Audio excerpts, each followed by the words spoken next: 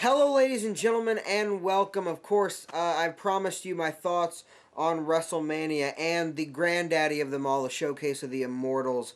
The biggest event in wrestling just ended. Actually, it's ending right now. They're showing the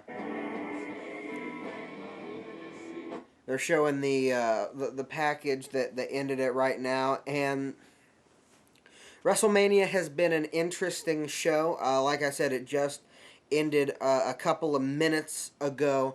So I wanted to take this opportunity to tell you all what I thought of it, match by match. And of course, I'll start with the pre show. The pre show had Kalisto defeating Ryback to retain the United States Championship. It was a solid match. Um, no major botches or anything that I could see. It was a well done match. It was kind of just a thing that happened, and there weren't very many fans in the crowd yet for it because the Wi-Fi at AT&T Stadium was down, and about 70,000 fans were outside waiting to get into the building because they couldn't scan their tickets yet. Either way, though, the match was decent. Like I said, there was nothing wrong with it. There was nothing that particularly stood out to me, other than I liked the spot at the end where they took the turnbuckle pad off. You don't see that all that often anymore. Next, of course, was the 10 Diva Tag Team match, because at this point in the night, they were still called Divas, where you had Team Total Divas, which was Brie Bella, Paige, Natalia, Alicia Fox, and Eva Marie, versus Team Bad and Blonde, which was Lana, Naomi, Tamina, and Summer Rae, um, and one other. I really didn't watch this match. I'll be honest with you. It looked Emma was the other one. It looked actually like a pretty decent match, but right then I was dealing with some technical issues trying to set up a recording and all. Of course, Brie Bella gets the tap out victory with the Yes Lock, and we all know tonight was her last match. She's probably going to be retiring tomorrow, or at the very least within the next month, although they are saying it's going to be tomorrow. And it's a shame to me because with what happened with Nikki and Brie now retiring, we lost two of the Bella twins. And I thought, when the Bella twins first debuted on the main roster, they were just a couple of divas. The nameless, faceless, hot chicks that WWE likes to employ, but they really got very good at their craft.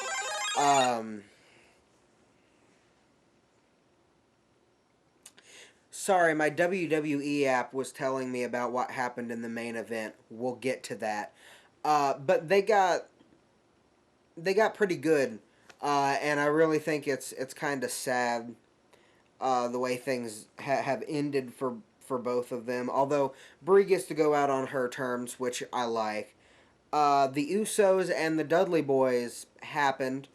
I found it interesting over the course of the match. Like, the Dudley Boys keep playing up the tables thing, and the crowd is really into it, and they're getting over, but the Usos keep cutting that off and getting booed, which is not how the whole babyface heel thing really works.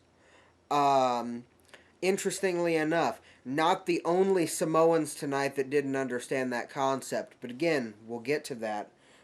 So as we start off the main card and really get into the meat of it, Zack Ryder won the 7-way ladder match. Zack Ryder climbed to the top. Zack Ryder, and I was going to record some live reactions, and about halfway through the show, I decided that I was going to ruin my voice before I ever got to this part. But actually, at that point, I was recording my reactions. So here's what happened to me when Zack Ryder won. Wait, what? Zack Ryder did it! What?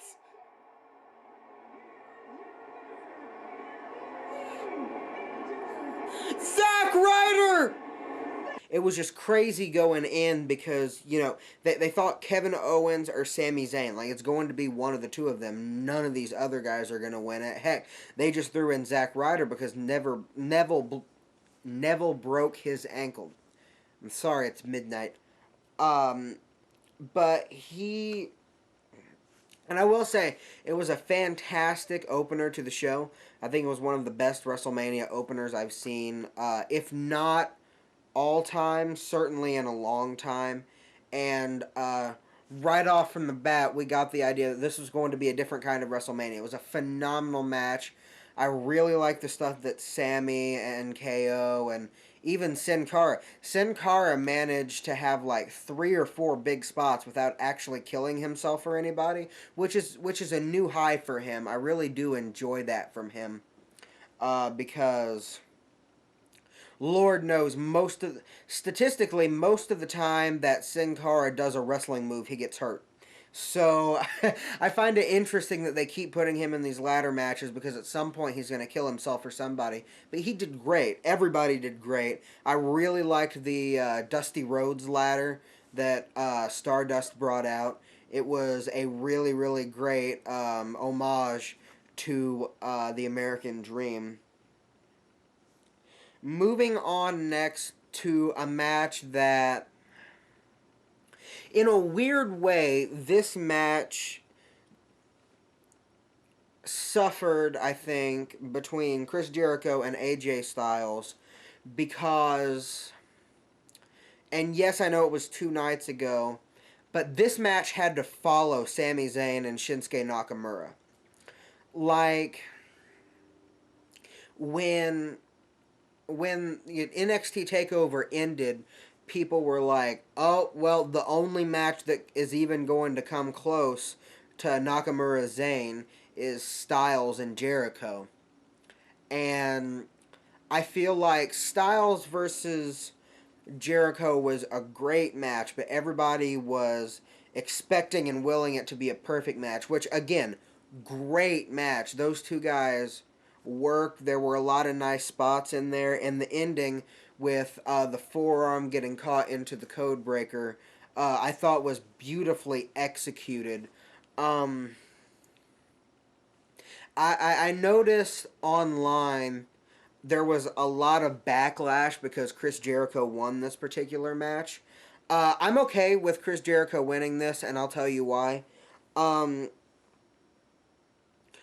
I get the feeling because, I mean, somebody brought up, and I saw, Fandango gets a win over Chris Jericho at Mania, but AJ doesn't, which I understand your point there. But I get the feeling because they, like the Dudley Boys and like Rob Van Dam was for a while, it's Chris Jericho's job to job. It's his job to put over the younger talent. He's a building block. He's a guy who Vince McMahon trusts to wrestle the new guy and say, this guy's the future, or it's time to get rid of this guy, or what have you. I get the feeling this was probably his last WrestleMania, if not, one of his last. This will be for sure his last big win at WrestleMania, I think, and they wanted to give him one more win, which AJ Styles has, in theory, an infinite amount of WrestleMania moments left in him, and I don't think that this loss is at all going to hurt him in the long run. So, and it was, like I said, it was a fantastic match.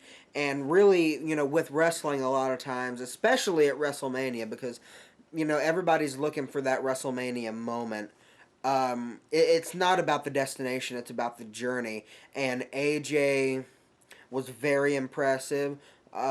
He made himself look like $1,000,000, as well as Chris making sure that he looked like $1,000,000. It really was a great match.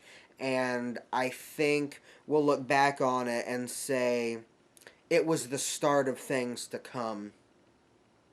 Plus, he's gotten so many victories over Jericho anyway. If Jericho's going to keep any credibility, this is a good time to pull out a win. Next match, a match that I was extremely scared for, which was the New Day versus the League of Nations, because I know all of these guys can work, and I know the New Day are over like a fresh pancake, but I was really worried about this sort of just becoming filler.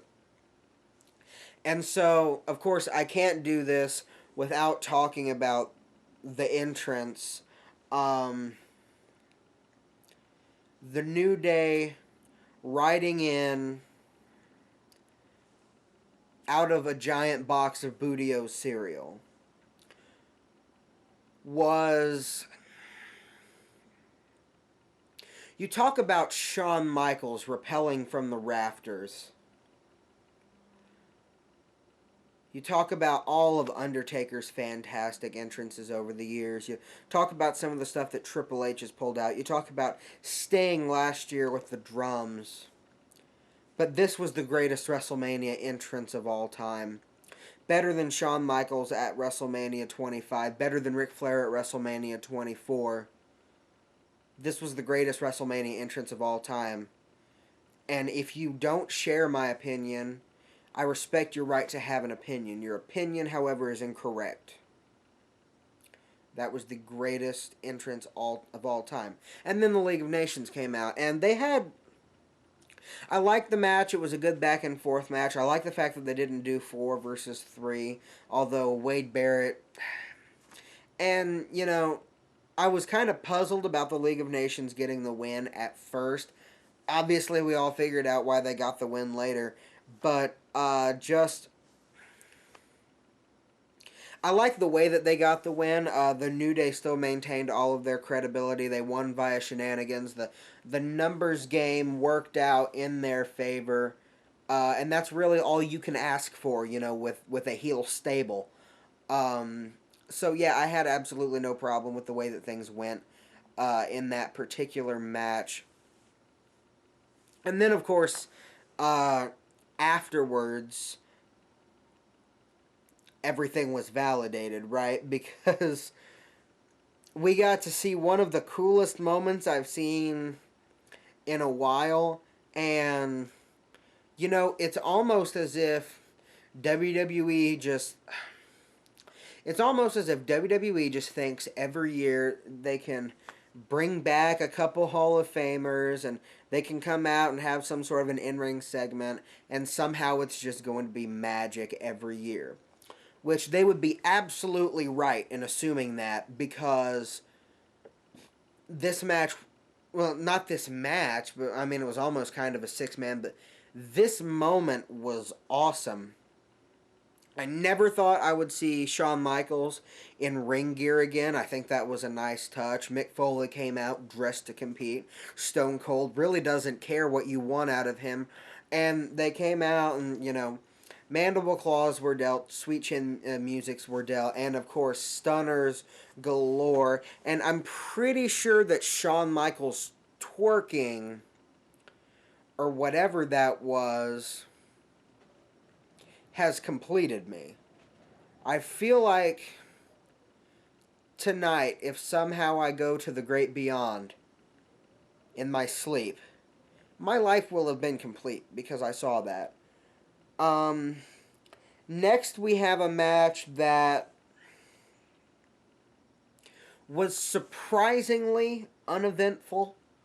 I would list it as the disappointment on the card of this year's WrestleMania, which was the street fight between Brock and Dean Ambrose. And this is an interesting match to look at because,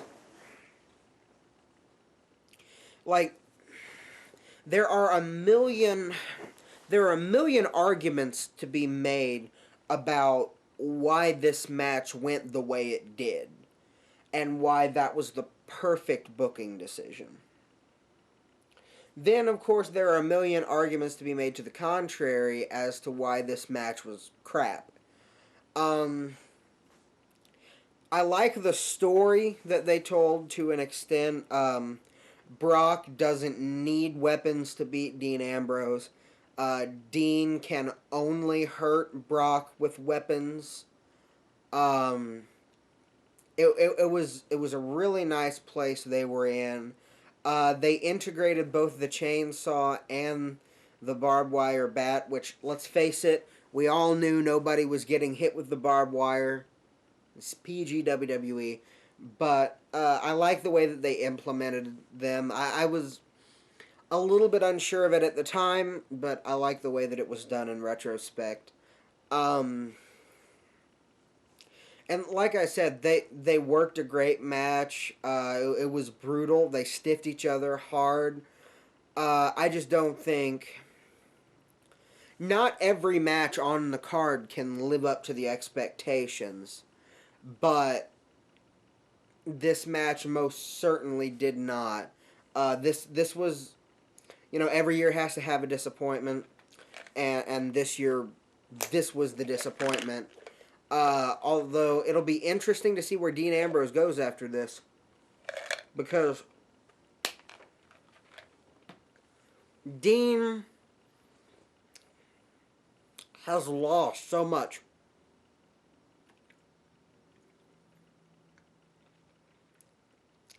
The character of Dean Ambrose, even though he's over, has virtually zero credibility.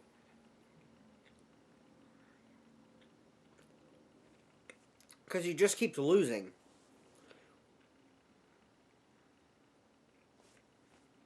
I don't know. It'll be interesting to see what happens. Tomorrow's going to be a big night. Next we have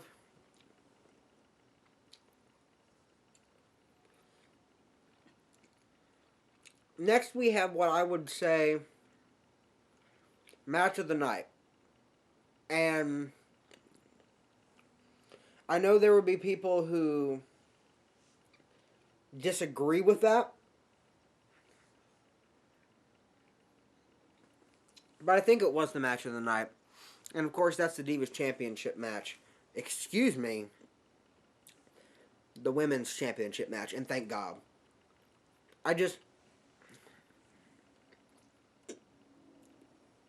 Sorry, I had to chew a little bit of gum because my mouth was getting dry. I really like what they're doing with the women's division. Calling it the women's division. And they made such a big deal out of, because rumors were that they were going to make that happen tomorrow. That they were going to change the Divas Championship into the Women's Championship tomorrow at the Big Raw. And I think it was a great choice to do it tonight instead. Not just because the champions are going to be on Good Morning America, whatever, tomorrow, but because each of these ladies knew that they had to bring it. And bring it they did. And this was a match where I saw a couple things I had never really seen before. The way that they work together, you can tell that they know each other so well. And this was the perfect opportunity to say, we're here to stay. This is what women's wrestling, #women's wrestling is now. And it was magical what they did inside of the ring. And again, a lot of flack is being put on Charlotte winning this instead of Sasha. I'm okay with Charlotte winning it, and here's why. Kind of harkening back to the AJ Styles moment. Charlotte did not get a conclusive victory, despite the fact that Becky Lynch tapped out. Ric Flair was outside holding Sasha from getting in the ring, or Sasha would have broken up that pin. What that is called is an angle.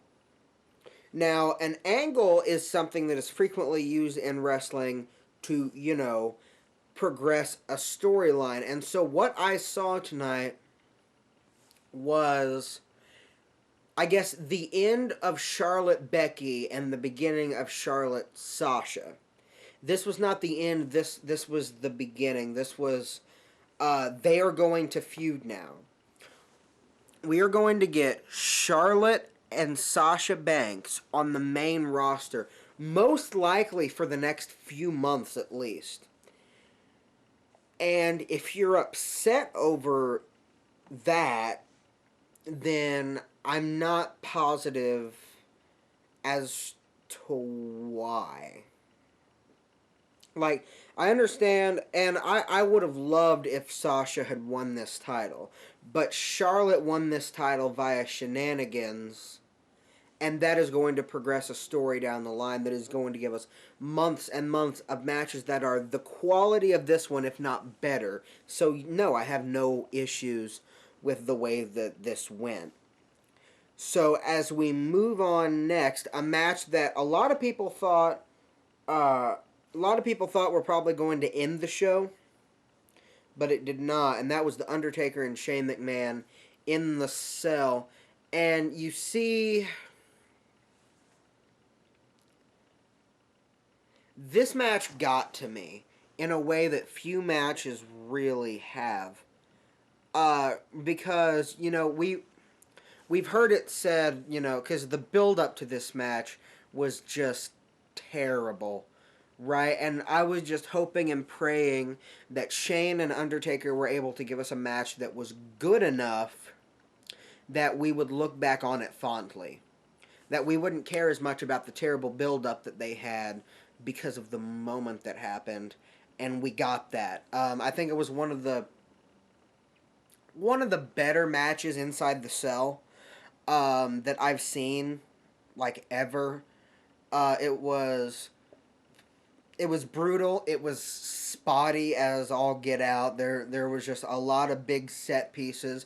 Not a lot of catch as catch can, technical psychology, but that was not needed in this match. The reason that they put this match inside of the cell is because Taker can't work a technical masterpiece anymore because he is 50, and Shane was never really a technical wrestler.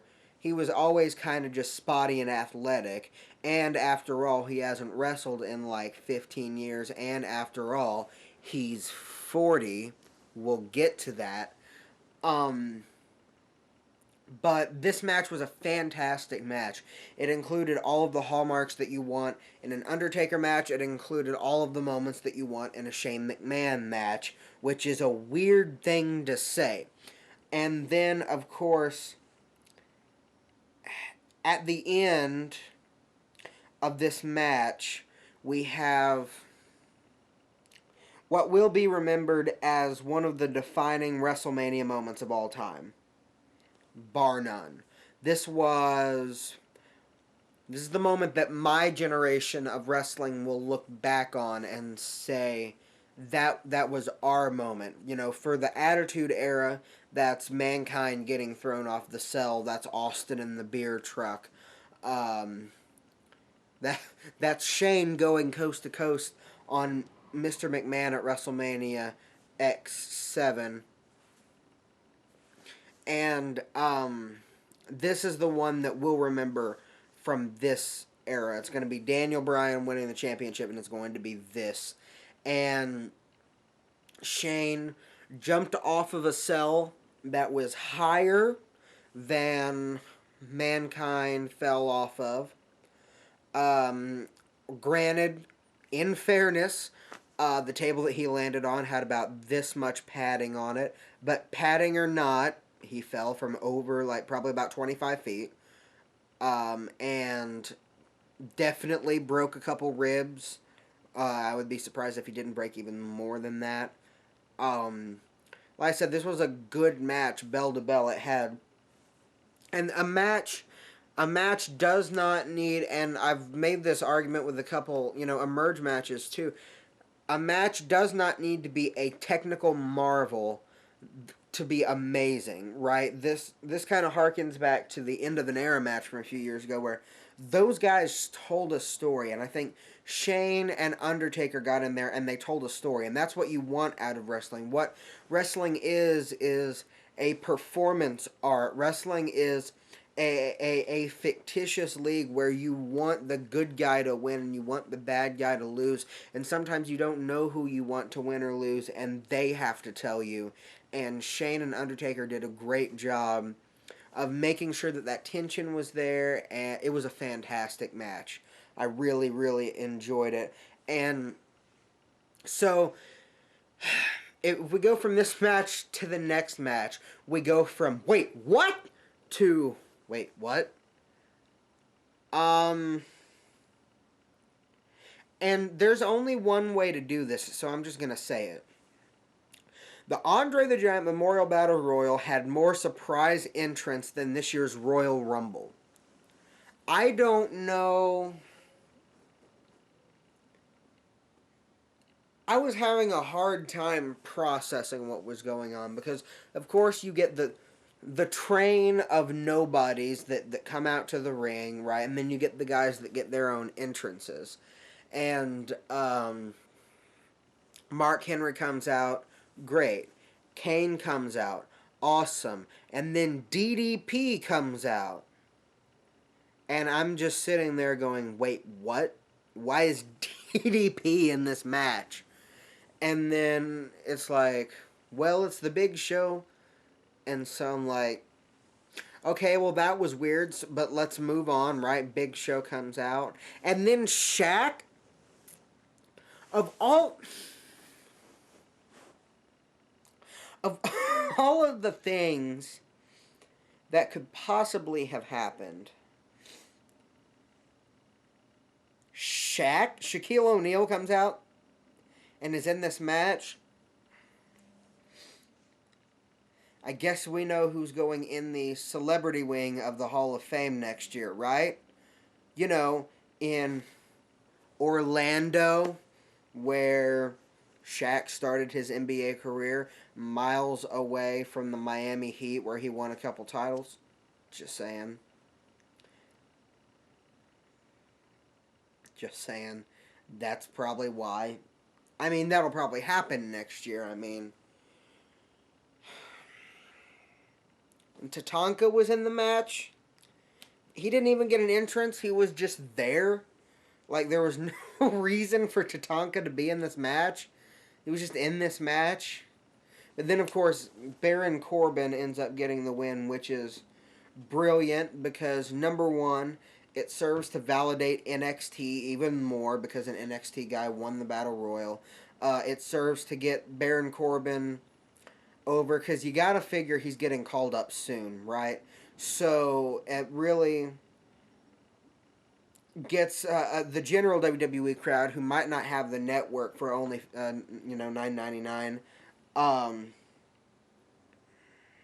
Either way, it was an interesting match, and I like Baron Corbin getting the win because it's a great little feather to put in his cap unless they Cesaro him.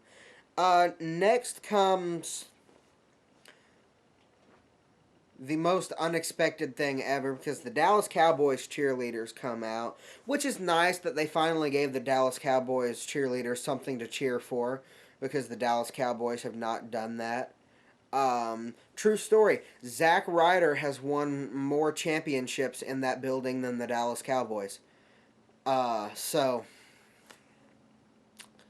that's just something I want to throw out there. But the Dallas Cowboys are like, whatever, and then The Rock comes out, and The Rock has a flamethrower. And so he's shooting off flames, and then he lights his own name on fire, which I don't get. I knew it was coming, but I don't get it. And then he goes to the ring, and he announces the totally inflated, probably, attendance numbers. They probably added about 20,000, if I know WWE. And then he gets interrupted by Bray Wyatt, which this had the potential to be a defining moment for Bray Wyatt, right? And it was not that at all. Bray Wyatt comes out with, of course, Rowan and Braun Strowman. Harper, of course, tore his ACL. And he comes out and he cuts a great promo on The Rock. And my problem with The Rock the past few years is that it feels like, The Rock always has to get the last word, which is great, because he's The Rock and he's who people are there to see most of the time. But, Bray Wyatt cuts this great promo on The Rock about how he chose The Rock and now he's going to make an example of The Rock. And Bray Wyatt is one of the best talkers in the business today. And then Rock, who is a better talker than Bray Wyatt will ever dream of being, a better talker than 99% of the people who are in wrestling, 99.9% of the people who are in wrestling will ever dream of being, and he just cuts him off, and he just undermines all of the momentum that Bray had just built for himself, and he beats Eric Rowan in 6 seconds, which, okay, and then John Cena comes out because it's not WrestleMania unless John Cena shows up. And they disperse of the Wyatt family. Great moment for John Cena. Great moment for The Rock. I feel really bad for the Wyatt family because the Wyatt family have been putting in the best work in WWE for a long, long time now. Nobody can match their gimmick. Nobody can match Bray Wyatt on the mic right now. They're untouchable, and they should be in the main event scene all over the place. Bray Wyatt should have the WWE World Heavyweight Championship with two of his boys they should have all of the gold. They are that kind of unique commodity in this business that are just getting thrown to the wayside so much, and I hate it. And it's just they're misusing them. Speaking of misusing them, let's get on to the main event of the evening. And the main event was kind of just something that happened. And here's, Roman and Triple H went 27 minutes. And I will say, their match was really good. Roman and Triple H had a really good match. Now, the match would have been great if the crowd had cheered Roman and booed Triple H. Because here's the issue with in-ring psychology. There are two ways to put together a match. You can go over everything beforehand, or you can call it in the ring. And you're supposed to listen, to the crowd to make sure that they get the experience that they want. And I understand that a match has to go a certain way. But Roman is a babyface. So he's wrestling the match like a babyface. And Triple H is a heel. So he's wrestling the match like a heel. Except they're getting the opposite reactions to that. The crowd is cheering Triple H and booing Roman the entire match. And that really wreaks havoc on the psychology of the viewer. And it was one of those things where I was watching the match and I understood, because I've seen a lot of wrestling. I've seen a lot of wrestling in my life. And I understood that they were having a very good match. Triple H was the heel who was dominating the babyface, and eventually he's going to come back, and there are going to be false finishes, and then the heel's almost going to win, and then the babyface is going to pull it out. It's your classic story. It is beat for beat what a main event match should be. But I could not get into the match because everything that they were doing was getting the opposite reaction to what it was supposed to get, and that was messing with my mind. It was taking me out of the match, out of the experience, and just making me think about how bad of a decision WWE was about to make by trying to make Roman Reigns a babyface face of the company. Which they did. They totally did. And I would like to call out the WWE production team for something right now. I had 4 years of broadcasting classes. I produced my own TV show. I now run a YouTube channel. You are currently on that YouTube channel. So I understand a lot about production. And let me tell you something that doesn't happen. A crowd does not boo somebody for the entire course of the match and then pop when they win. That's not something that happens. What that's called is using an extra track on your audio board and filtering in crowd reaction, which you undoubtedly have a lot of. Because for every person that was out there with their hands up like this when Roman won, there were 20 like this. Everybody had their hands up in some form or fashion. But unfortunately, they made, I think, the wrong decision. And there was we keep saying, when's the Roman Reigns heel turn going to be there? Well, apparently it's just not. Apparently, I don't know, because it's an interesting way to end the show for me, because it put a sour mark on the end of WrestleMania, watching them just, you know, it's like the whole night they've listened to the fans. We've gotten women's wrestling, you know, we've gotten a great ladder match. We've gotten, you know, AJ Styles and Chris Jericho, and everything, you know, has been great. And then it's like they so blatantly ignore what is best for business. And I really want them to make something out of this. I really want this to go a different way. But as of now, it looks like WWE's fix for Roman Reigns being booed is just to edit the video so that he gets cheered. And that really is a sad thing that WWE is doing. And I feel really bad about saying that, but it's pretty obvious to me that that's what they're doing. And it's just not the way you're supposed to conduct business. That being said, though, this WrestleMania was fantastic. I really liked it. All of the in-ring work was very, very good. You saw a lot of young talent getting pushed. You saw a lot of legends being utilized in the right way. And just because it ended on what I would say two sour notes, with the burying of Bray Wyatt and the push of Roman Reigns, this was a fantastic WrestleMania, and it's one that we're going to remember for a long, long time. Top to bottom, I think it was one of the best WrestleManias. I really do. And I'm not just saying that because it just ended. I was higher on it before the main event. It felt like what a WrestleMania should be. Top to bottom. It was great matches. It was memorable moments. It was landmark stuff that was happening the entire night. And that really is all that you can hope for out of WrestleMania. Like I said, I thought it was a very good WrestleMania. It had its issues, obviously, but the issues were not the quality of what was happening in the ring. Everybody worked great tonight. Everybody held up under the pressure. It was booking stuff, I think, that brought it down for me. Of course, on Making Fun, we don't give scores, but I will say this was, at the very least, in the top half of the WrestleManias. I think it was one of the better WrestleManias, not one of the worst WrestleManias. This is not WrestleMania 28 we're talking about. This is not WrestleMania 9. This is up on the level of some of the better WrestleManias, I think. And I think we'll remember it very fondly. This wasn't WrestleMania X7 by any means. This wasn't WrestleMania 17, but this was a very good WrestleMania. And I'm really excited to see what happens tomorrow. Tomorrow is the big post-WrestleMania Raw, the biggest night of the year.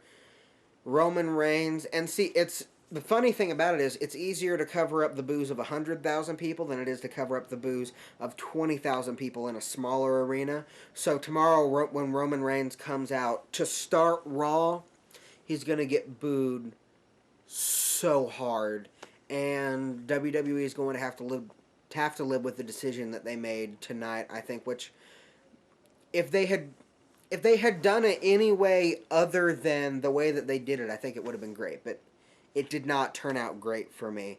Like I said, though, this was a fantastic event. If you did not see the event, go back and watch the event.